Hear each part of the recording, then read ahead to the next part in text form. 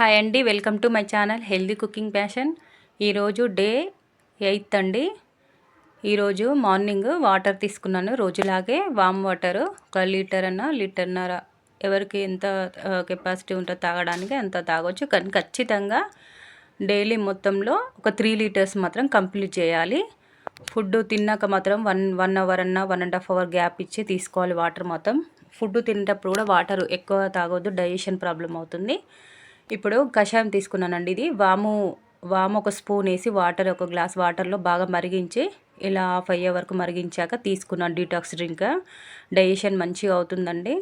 వాము కషాయము తీసుకున్నాక ఒక హాఫ్ అన్ అవర్ గ్యాప్ ఇచ్చాను. నాది 12కి స్టార్ట్ అయితే 6కి ఎండ్ అవుతుందండి. 18:6 నేను చేసేది ఇంటర్మీడియట్ ఫాస్టింగ్.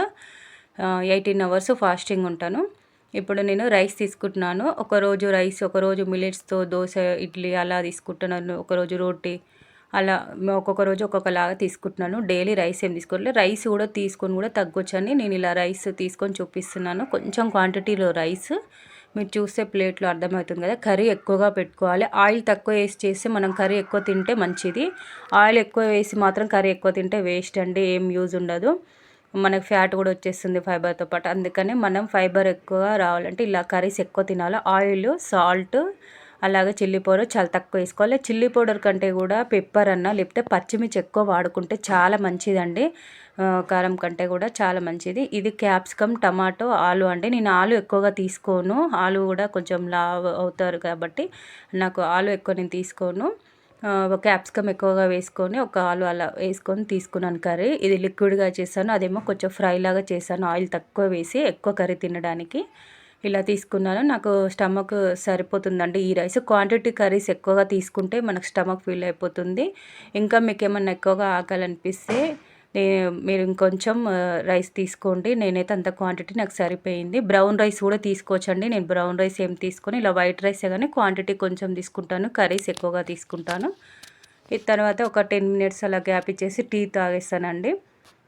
ఒక కప్పు బెల్లం టీ తాగుతాను. మీరు ఎంటీ స్టమక్ మీద టీ అస్సలు తాగొద్దండి, గ్యాస్ ఫామ్ అవుతుంది. మీరు కషాయం తర్వాత మీరు నట్స్ అలా కూడా తీసుకోవచ్చు. నేను ఒక్కొక్కసారి తీసుకుంటాను అలాగే. తర్వాత మీరు ఫుడ్ తీసుకోవచ్చు. ఇంకా టీ తాగాక వన్ అవర్ అన్న 1.5 అవర్ అలా గ్యాప్ ఇచ్చేసాక 1 లీటర్ వాటర్ కంప్లీట్ చేశానండి.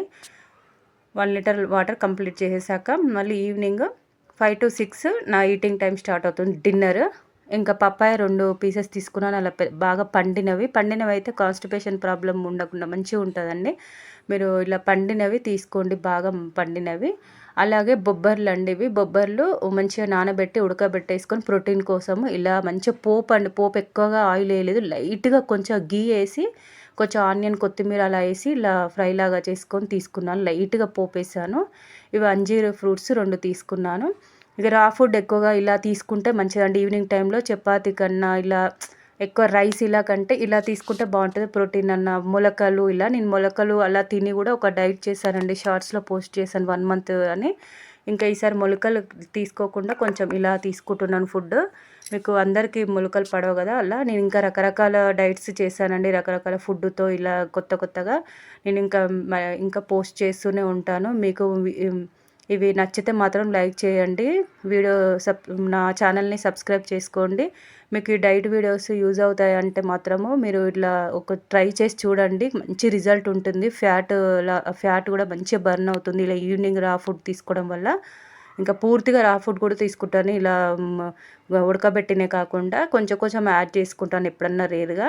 తర్వాత 1 అవర్ గ్యాప్ ఇచ్చేసి మళ్ళీ లీటర్ వాటర్ కంప్లీట్ చేస్తానండి. ఈ వీడియో నచ్చితే ప్లీజ్ అండి లైక్ చేయండి. Bye friends.